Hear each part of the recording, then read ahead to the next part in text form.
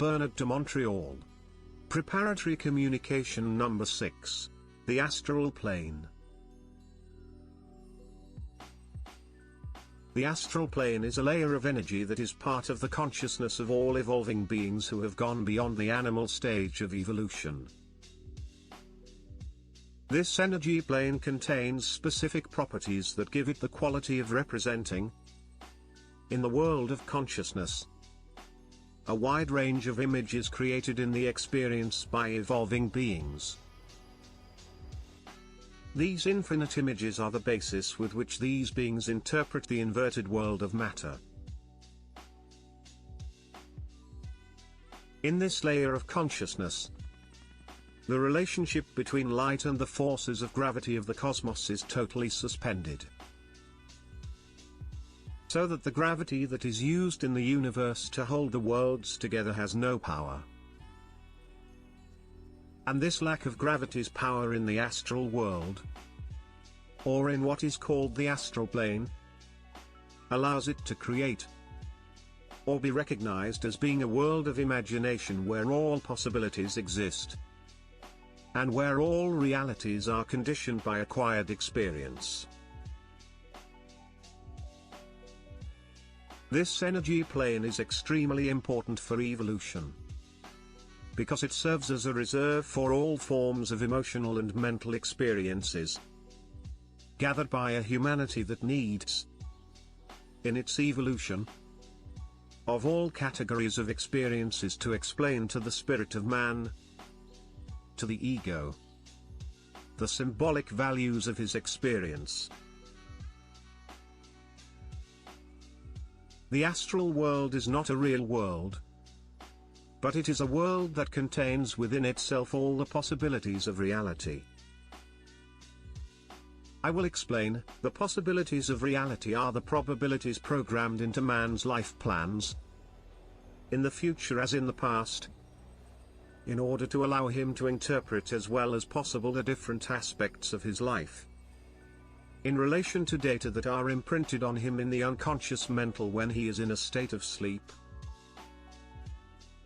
This impression in the unconscious mind when man is in a state of sleep becomes alive during the day when he uses his emotions and thoughts to create an imaginary world necessary for the psychological survival of his desires.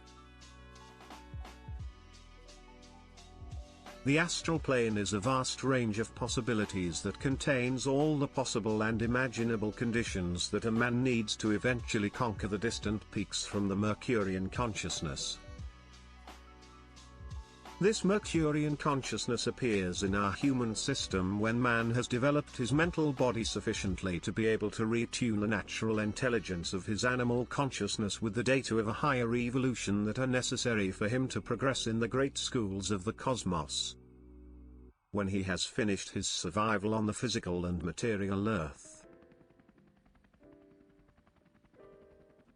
The astral plane has a precise function in man, which is to give him the necessary food to determine in his sleep states the different applications of his daily life when he will be awake.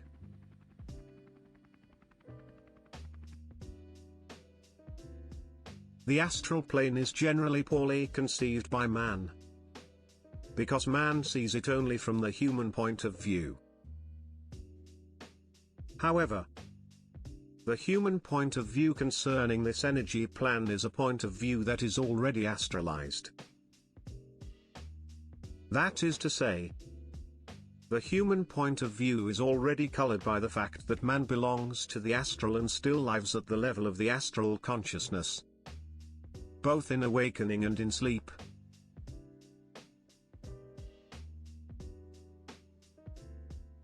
When man will have conquered the heights of mercurial consciousness, he will understand that astral consciousness is no longer necessary,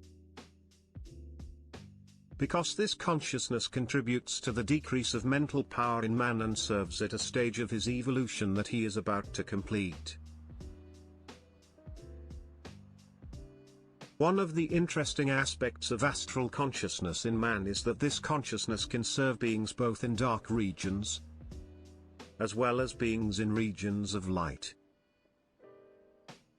This duality of the astral is at the root of the many psychological and philosophical problems that man experiences. And it is only through the destruction of this duality that man can finally understand the infinity of universal thought and stop, once and for all, seeking any infinity within his spiritual experiences. The astral for man, especially the coming man, is a world that will be meaningless, because this world will have ceased to be useful to the new man. The astral world will be meaningless because the perfect contemplation of the mental world, experienced by the new man, will allow him to proceed so quickly in or through the ways of light, that everything astral will represent for him an affection linking him to the involutionary past of his experience. The astral plane today is so full of beings of all kinds, of forms of all kinds, and the energies manifested by these beings and forms are so contaminated by the previous experience of man, that the man of the future will no longer be able to make use of this material. This material will be recycled, and any property it owns today will be reinvented. In other words, new forms will be created with the energy of the memory of this material. The material organization of the astral plane is already being shaken in its foundations by the activities of some great souls who work on invisible and parallel planes to our material world. These great souls know the laws of the worlds and have studied for a great number of years the different modes of distribution, diffusion and recycling necessary to terminate the purely planetary function of this layer of energy called the astral. One of the most curious aspects of astral consciousness is that in that world or plane, there are two forms of reality. A form that is good and a form that is bad. What is most extraordinary is that the bad forms of the astral plane are the good ones, and the good forms of the astral plane are the bad ones. What I am telling you will surprise you and will surprise many people. I understand it. But watch this: if there are any among you who have the ability to go astral, take the following test. First, go to the astral, and then, once you are experienced enough to stay there for a sufficient period of time, such as 25 or 30 minutes, start shouting my name. So, as I tell you, shout my name in the astral with all your might, and you will see that the shout of my name on this plane will bring you directly and immediately into your material body. Why? Why? Because in the astral, a person who cries out my name consciously automatically receives an impression in his mental body that forces him to return to the material body, in order to limit his experience and not hinder his evolution. Since man is multidimensional and man works on several planes at once, any man who, on the material plane, can control the energy of his supramental, can also, on the other planes, control the evolution of the beings that are there.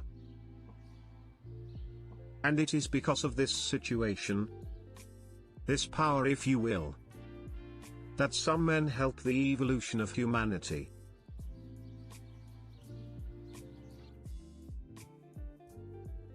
When I speak of the astral plane, I mean a world that serves man as long as man is a prisoner of planetary gravity, of the planet where he evolves. But this world no longer serves the man who is free of the planetary gravity where he evolves. This means that any man who can generate in himself the energy of his supramental consciousness is capable at will to delay the dynamic evolution of beings on the astral plane, in order to force them to cease all activity on this plane.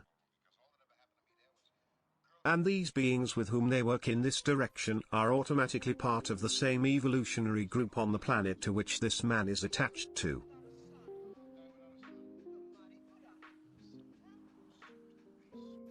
It is very important to understand the hidden aspects of astral evolution, and not to confuse the astral experience people talk about with the dynamic experience of astral consciousness from which some people suffer unconsciously.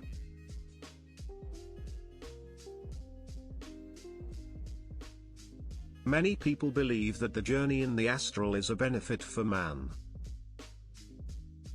In a sense it is true. As long as man has an imagination and as long as he still uses his intelligence to cultivate, on a material level, the astral experience lived. But man does not yet understand, because this knowledge has not yet been revealed, that the astral plane is actually an ocean. An ocean that has the same cosmic function as the ocean can have on the material plane. Hence, the function of an ocean in the universe is to generate enough forces on the plane where it is located to force all the cycles of evolution of that plane to return to it one day.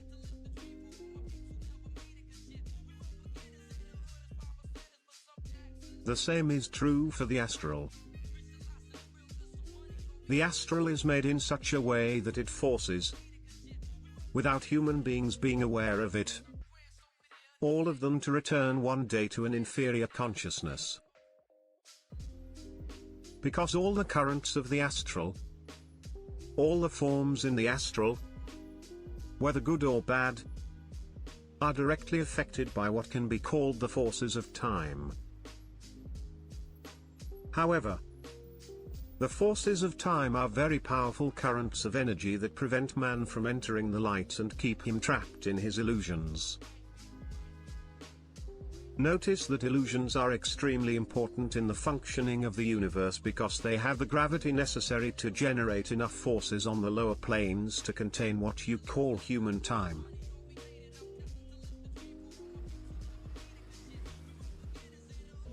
But when human time is destroyed, when the consciousness of man, which has become supramental, is no longer in time, all the forces of the astral become powerless, and the gravity of this world ceases to be active within its spirit. Therefore, this man, who has become free of time, is liable to never return to the astral. That is, never to die a black death. All forms of immortality in the evolving worlds require that men be totally liberated from the currents of the astral. And since the forces you call the forces of evil work in the direction of domination, the astral world, for these forces, is a world, or rather a warehouse, where they find all the necessary material to delay the time when man will enter the light, free of human psychological time and able, with his own forces, to fight the currents or the forces that evolve in the astral world. It is obvious that the stakes for the astral world, seen from a cosmic point of view, are very vast and very great, and of great importance for the involution or evolution of humanity. Since men think they have no support in their minds to cease all links with this energy plan, they use this plane to make experiences from which they come out more or less advantageous, depending on whether they think in one way or another.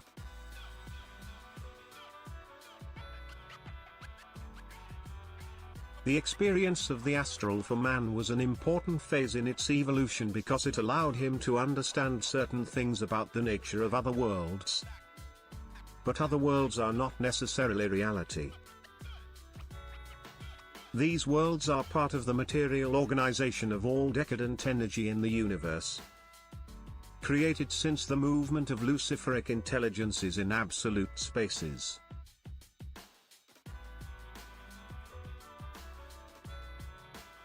What man must understand is that the astral, although it is for him a source of experiences of great value, is also by the same token a source of links that can easily reduce him to being a prisoner of time.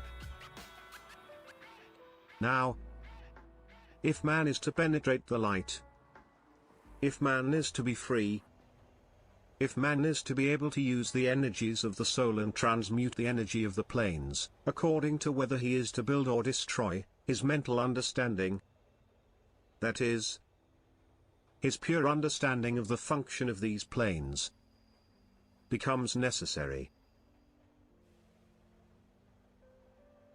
Some will say to me, but yes, we went into the astral, we made the journey of the soul. We had very important experiences. We saw beautiful things. I totally agree with that. That is not the point.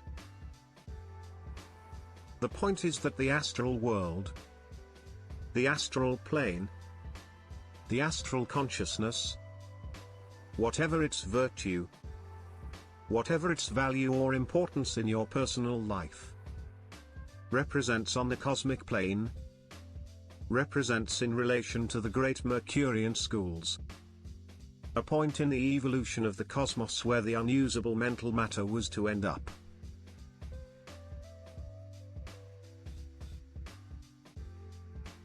Now, the astral plane, the astral world, give it the word you want, is a world of rejection, is a world of imperfection, and even the most perfect things, the most perfect experiences you can find in this world, are part of the rejection, of the waste, which comes from the mental plane. This is a categorical statement I am making to you, and it is not to shake your confidence in your astral experiences of high spiritual values that I am telling you this. I'm just quoting the facts as they are. The astral world, from the lowest to the highest, represents the waste of the mental plane.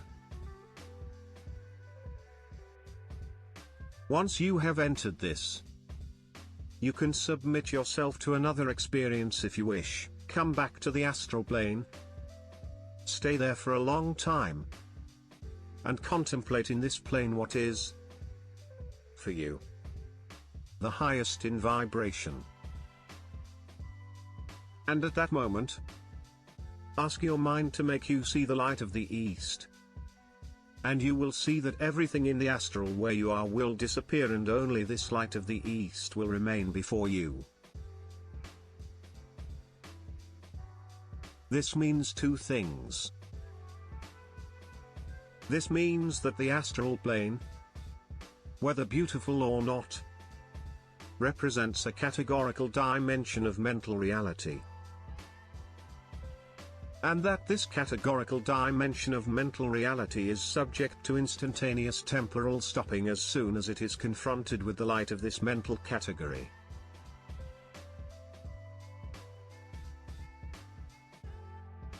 The experience to be drawn here is the one that allows us to conceive, once and for all, that the astral world is a world that can be dominated by light, only when man is conscious of this law. And when man is conscious of this law, the power of the light that flows from his higher mind is so great that the astral world, temporarily, ceases to exist for him.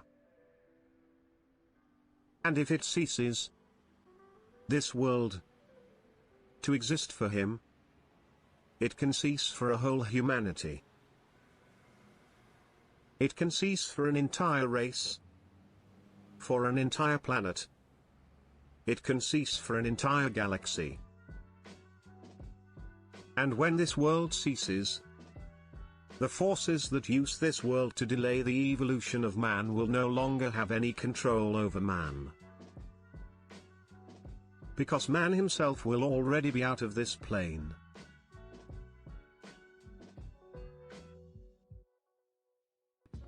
When I tell you in the seminars not to believe anything,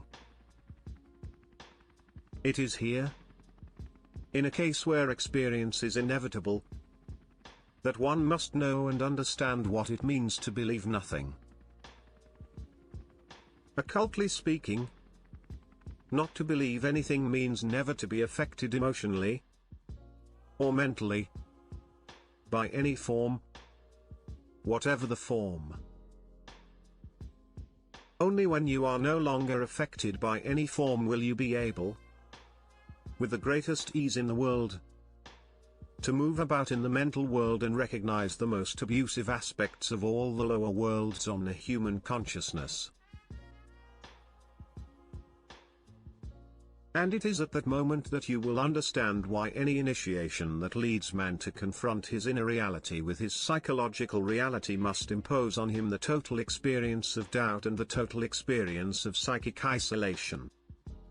Because it is only in this situation, under this condition, that man is able to get rid once and for all of the very powerful links that exist between the astral and himself.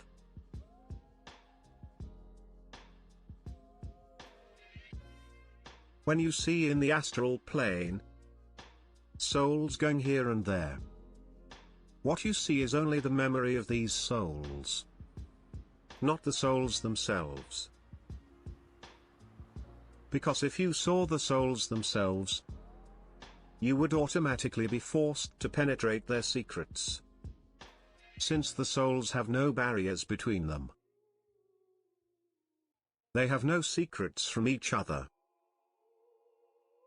So, if you are in the astral and the souls seem to pass and there seems to be an individuality, and people talk to each other more or less, know one thing, that what you see are not the souls. What you see is the memory of the souls. When you really see a soul, you will be in that soul and that soul will be in you, you will be part of it as it will be part of you. There will be no division, and that is the best way, the surest way to know if we are on one plane, or if we are on another.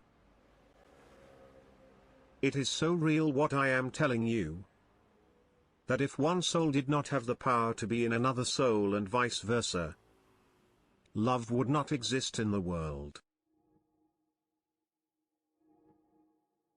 Because love in the world comes from the fact that all souls are created of the same essence and share the same love. That is, all souls share the same bond. However, if they all share the same bond, it is obvious that if they meet, they must be totally in the same essence, in the same memory, in the same understanding. But man does not yet have the power to discern between the memory of the soul and the soul itself. And since the new man will have the power to use the energies of the soul and to see the soul, it is obvious that any astral experience for him will be impossible. Because the soul cannot live from the astral ether, it is obliged to substitute itself, and this substitution is its memory.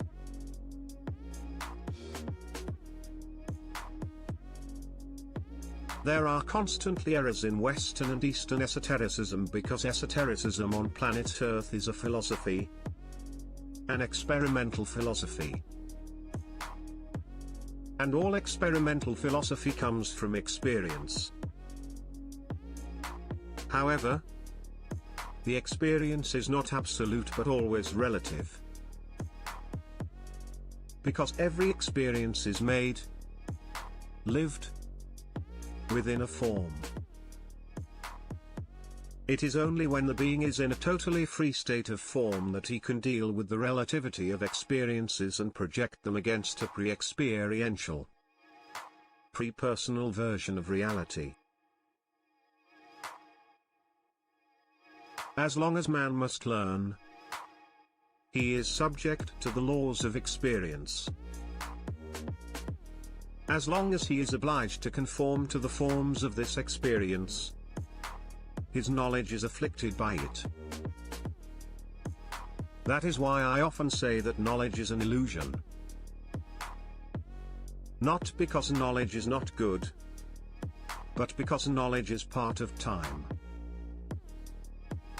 While knowingness is outside of time. Knowingness does not belong to form, which is why man, with his intellect, cannot appropriate it. As much as knowledge is reducible, as much as knowingness is irreducible. If knowingness wants to penetrate the mystery of mysteries, it has the free will to do so, since knowingness is itself the mystery of knowledge, not in its manifestation, but in the origin of its manifestation. And it is at the origin of the manifestation of knowingness that we find all the different modes of evolution of knowledge. Knowledge is temporal, knowingness is eternal, it has no time, it is part of light. So, remember that the astral plane, as long as you use it, is part of a personal experience. But it is not from this personal experience that you will be able to generate in yourself the necessary energy, the necessary light to be in knowingness. This plane will always give you one more reason to experience it. This plane will always give you one more reason to learn about other aspects. But it is not these aspects or experiences that will allow you to generate enough light on the material plane where you live to understand, once and for all, that there is nothing to understand.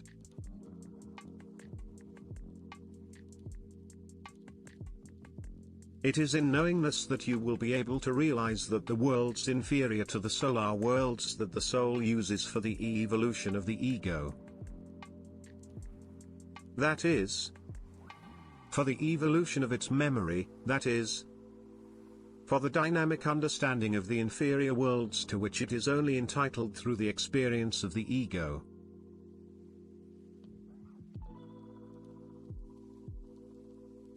The soul is contemplative, it evolves but it is contemplative, it does not seek to understand. The ego, on the other hand, is not contemplative, it is progressive, it must evolve. And its evolution serves the soul because memory, which is the accumulation of all forms of experience, becomes a building material in the worlds of light. The experience becomes a building material for the evolving lower worlds. However, whatever your experience on the astral plane, these experiences will always be in relation with the waste emitted from the higher planes, which used the experience of the ego to build more advanced, more perfect worlds. I have dedicated this tape to some of you who are interested in occultism and who are interested in these experiences in the plane you call the astral, to give you other points of reference to which I will return later, as I progress with you in explaining the mysteries. So, what you need to know about the astral are these 3 points. First, the astral is a world or plane that is the repository of all forms from the mental plane. those forms that no longer serve on the mental plane because they are too imperfect. Secondly, the astral is an imaginary and unreal version of the world of the soul. Thirdly, this plan allows man to have easier access, at the level of his imagination and of his material intelligence, to aspects of the invisible that temporarily serve as a refuge in his movement higher and further in evolution.